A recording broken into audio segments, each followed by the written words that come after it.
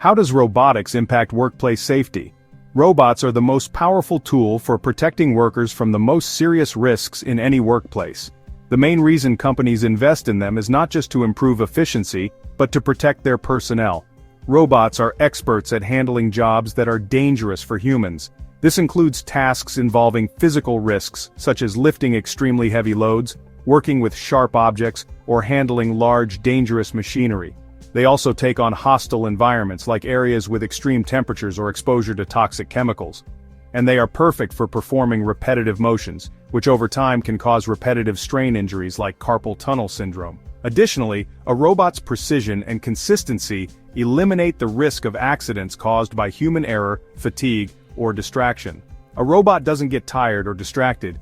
Even robots that work alongside humans, known as collaborative robots or cobots, are designed with integrated safety features. Thanks to sensors that detect proximity and limit force, they can stop instantly if they come into contact with a person, creating a safer work environment for everyone. In short, robotics is a fundamental tool for creating safer workplaces. It allows humans to step away from danger and focus on tasks that require creativity and critical thinking, while the machines handle the risk.